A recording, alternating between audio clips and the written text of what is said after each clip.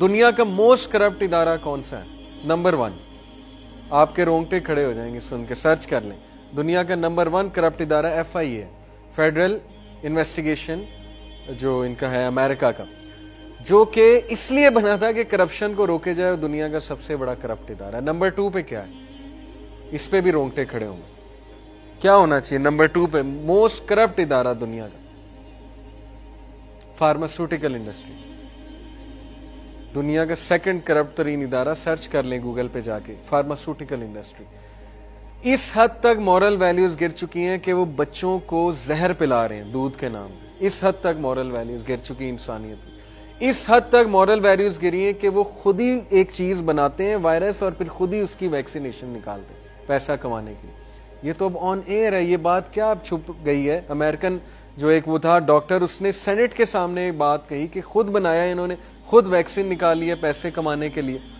AIDS بھی انہوں نے خود بنایا تھا, اس کے بعد بڑے پیسے کمائے تھے. تو اس حد تک آپ کی مورل ویلیوز گر چکی ہیں کہ بایو ٹیکنالوجی جب غلط لوگوں کے ہاتھ میں چلی جائے اور ویپنز جب غلط لوگوں کے ہاتھ میں چلے جائے تو پھر وہ کیا حشر کرتے ہیں ہیومینٹی کا, یہ آپ پچھلے 100 سال کی تاریخ پڑھ لیں تو انسان کے رونگٹے کھڑے ہو جاتے ہیں کہ ہمارے ساتھ کیا ہو رہا ہے اور کیا ہونے والا ہے. اس وقت دنیا میں یہ تو میں نے آپ کو چند ایک پرابلمز بتائیں. Corruption, distribution of resources. یہ کون ڈیسائیڈ کرے گا کہ فلانے ریور پہ کون بیٹھے گا؟ اب انڈیا پاکستان کے ساتھ جو انڈس واٹر ٹریٹی ہے, وہ کلیش کون ختم کرے گا؟ کیسے ختم ہوگا؟ اور نفرت کیسے ختم ہوگی ہمارے دشمنوں کی؟ وہ کیسے یہ سمجھیں گے کہ پاکستان میں بھی انسان ہے؟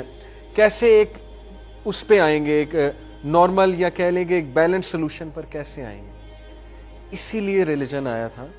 اللہ نے اسی لیے ریلیجن بھیجا ہے کہ جب ایک خدا خوفی کا کانسیپٹ ہوگا, اللہ سبحانہ و تعالیٰ کا کانسیپٹ ہوگا, ہیومن بینگ کو یہ سمجھ ہوگی کہ تم خدا نہیں ہو, تمہارا ایک خدا ہے. اور اس کے اوپر بلکہ میں آپ کو ول ڈیورنٹ کا وہ کوٹ بھی سنا دیتا ہوں جو گولڈن ورڈز میں کوٹ لکھا جانا چاہیے. اس نے بات کو کنکلوڈ کر دیا. اس نے کہا کہ sir George Bernard Shaw, not Will Durant, George Bernard Shaw, یہ آئی تھنک ایک فلاسفر ہے, برٹش فلاسفر ہے غالباً. I have always held the religion of Muhammad صلی اللہ علیہ وسلم in high estimation. کرسچن تھا لیکن ایکنالج کر رہا ہے, کہہ رہا ہے کہ میں نے نبی محمد صلی اللہ علیہ وسلم کے ریلیجن کو ہمیشہ ہائی ایسٹیمیشن میں رکھا ہے, ہائی ورڈز میں یاد کیا, because of its wonderful vitality. کیونکہ یہ بہت زیادہ وائٹیلٹی سے مراد ہے کہ یہ سسٹینیبل ہے بہت زیادہ تمام ایجز کے لیے. یہ والا ریلیجن, یہ اولڈ اسکول نہیں ہے یہ ریلیجن, یعنی یہ تمام ایجز کے لیے. It is the only religion, یہ واحد ریلیجن ہے which appears to me to possess that assimilating capacity to the changing phase of existence. یہ گولڈن ورڈز ہیں. وہ کہتا ہے کہ یہ واحد ریلیجن ہے جو مجھے اپیئر کرتا ہے جس میں یہ کیپیسٹی ہے, اسیمولیٹنگ کیپیسٹی ہے to the changing phase of existence, جو ہر فیز آف ایگزسٹنس کی چینج کو کیٹر کرتا ہے.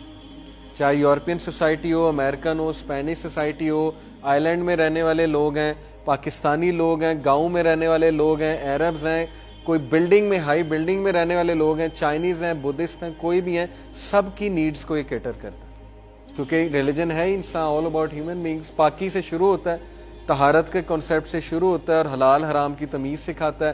انسان کو جو ہے فزیکلی بھی پیور کرتا ہے, مینٹلی بھی پیور کرتا ہے, روحانی طور پہ بھی پیور کرتا ہے. گھر کے مسائل کیسے حل کرنے ہیں وہ بھی بتاتا ہے, بڑے بڑے گلوبل ایشوز کیسے حل کرنے ہیں وہ بھی بتاتا ہے. اور پھر آگے کہتا ہے I have studied him, the wonderful man. میں نے محمد صلی اللہ علیہ وسلم کو اسٹڈی کیا ہے, the wonderful man, کہہ رہا ہے the wonderful man, and in my opinion, اور میری اوپینین میں, from being an antichrist, far from being an antichrist, کہہ رہا ہے کہ لوگ کہتے ہیں وہ اینٹی کرائسٹ ہے. یہ کرسچن محمد صلی اللہ علیہ وسلم کو اینٹی کرائسٹ نعوذ باللہ کہتے ہیں کہ جیزس کے خلاف. تو وہ کہتا ہے کہ far from being an antichrist, he must be called the savior of humanity. محمد صلی اللہ علیہ وسلم اینٹی کرائسٹ نہیں تھے, وہ سیویئر تھے ہیومینٹی کے.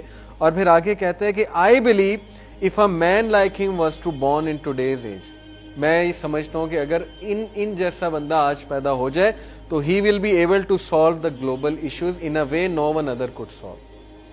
تو وہ ایسے گلوبل ایشوز سالو کر سکتا ہے, یہ نفرتیں, یہ ٹیریٹوریل کانسیپٹس اور یہ جو سارے کانفلکٹس ہیں, یہ ایسے سالو کر دے گا جو کوئی اور کسی طرح سالو نہیں کر سکتا. اب وہ تو کہہ رہا ہے کہ اگر آج ان جیسا کوئی پیدا ہو جائے، لیکن میرا پوائنٹ یہ ہے، افسوس کی بات یہ ہے کہ وہ اپنے امتیوں کو تو چھوڑ کے گئے اور تعلیم بھی دے کر گئے، اپنا اسوائے حسنہ بھی دے کر گئے، کانسیپٹس بھی دے کر گئے.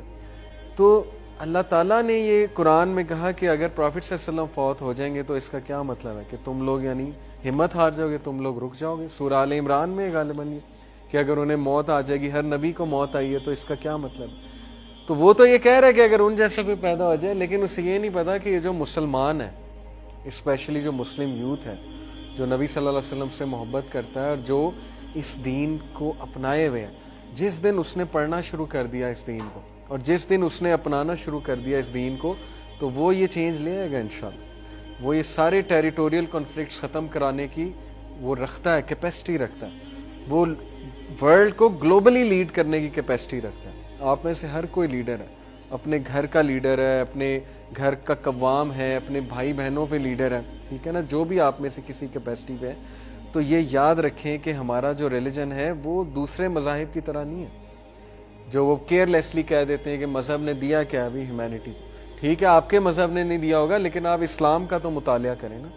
یہ جتنے میں نے ایشوز آپ کے سامنے رکھے، کرپشن ہو گیا، ڈسٹریبیوشن آف ریسورسز ہو گیا، ایکولوجیکل کولیپس ہو گیا، اسلام نے کتنی اہمیت رکھی ہے درخت اگانے کی. اللہ سبحانہ تعالیٰ نے کتنی درخت کی مثالیں دی ہیں، نبی صلی اللہ علیہ وسلم نے احادیث میں کتنی مثالیں درخت کی دی ہیں درخت کی اہمیت واضح کرنے کے لیے. تو ایکولوجیکل جو کولیپس ہے یہ کیوں ہو رہا ہے؟ جب سیز کو ہم گندا کرتے ہیں، جب ہمیں حیا نہیں ہے، اللہ کا ڈر ہی نہیں ہے، ہم ریپر کہیں بھی پھینکیں گے. کیمرے کا ڈر ویسٹ کیمرے کے ڈر سے کنٹرول ہے، میں آپ کو بتا دوں، یاد رکھیں. ویسٹ میں اس وقت جتنا ایتھیکل سسٹم ہے، یہ ان کا ریٹنگ سسٹم پلس کیمرے کا ڈر پلس ان کا لا کا جو سسٹم ہے، ان تین وجہ سے وہ رکے ہوئے. جس دن یہ تین چیزیں ختم ہو جائیں گی، وہ ان کا اندر کا پن سامنے آ جائے گا. الا یہ کہ کچھ اچھے لوگ موجود ہیں، میں یہ نہیں کہہ رہا سارے برے، ان میں بہت اچھے اچھے لوگ موجود ہیں، لیکن جس طرح اسلام انسان کو چینج کرتا ہے اس طرح ویسٹ کبھی نہیں کر سکتا. کیونکہ ریلیجن اسلام انسان کو اندر سے تبدیل کرتا ہے. کیمرے کے ڈر سے مسلمان جو ہے وہ خدا خوفی نہیں کرتا ہے، نہ ہی مسلمان جو ہے وہ کوئی لا جو ہے اس کے ڈر سے کرتا ہے. مسلمان اس لیے کرتا ہے کیونکہ اسے اللہ کا ڈر ہے. جس دن ایسے لوگ پیدا ہو گئے، آپ دیکھیں دنیا کے مسائل کیوں نہیں حل ہوں گے. پھر بایو ٹیکنالوجی رسک ہے، civil rights and racial discrimination ہے، پاورٹی اور ہوم لیسنس کا کتنا بڑا ایشو چل رہا ہے، چائلڈ ٹریفکنگ کتنی زیادہ چل رہی ہے، بچوں کو اغوا کیا جاتا ہے، اغوا کر کے بیچ دیا جاتا ہے. بچوں کو جو ہے وہ ریپ کتنا آج کل ہو رہا ہے. ڈرگ کا کتنا مینس اس وقت ہے، میکسیکو میں کتنے بڑے وار لارڈز اور ڈرگ لارڈز بیٹھے ہوئے، آپ سوچ بھی نہیں سکتے. انہیں کوئی ہاتھ نہیں لگا سکتا. ڈرگ لارڈ جو بیٹھے ہوئے میکسیکو میں، کبھی اس پہ ریسرچ کریں، کوئی دنیا کا بڑے سے بڑا ادارہ ان کو ہاتھ نہیں ڈال سکتا، کیونکہ ان کی جیبوں میں سب ہے، اور جو جیبوں میں نہیں ان کو مروا دیتے ہیں. تو کیسے آپ کہہ سکتے ہیں کہ ریلیجن کی کوئی ضرورت نہیں؟ اللہ کہتا ہے کہ ان سب ڈرگ لارڈز کو میں دیکھ لوں گا، دنیا میں بھی ذلیل کروں گا، اور آخرت میں پھر ایسی پنشمنٹ ہوگی ان لوگوں کو. تو آپ کہتے ہیں کہ نہیں مذہب کی کوئی ضرورت ہی نہیں. مذہب نے کیا دیا انسانیت کو؟ مذہب نے ہی تو دیا انسانیت کو، اور کس چیز نے دیا؟ یہ جتنی آپ کی تھوڑی بہت گڈنس اور سوشل ویلیوز بچی ہیں، مذہب کی وجہ سے بچی ہوئی ہیں.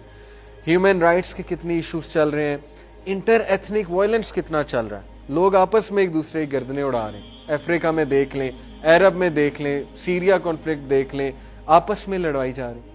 عربز کو عرب سے ہی لڑوا دیا. یمن اور سعودیہ کا کنفلکٹ دیکھ لیں، ایران اور سعودیہ کا کنفلکٹ دیکھ، انٹر ایتھنک وائلنس ہو رہا ہے، ٹیریٹوریل کنفلکٹس چل رہے ہیں.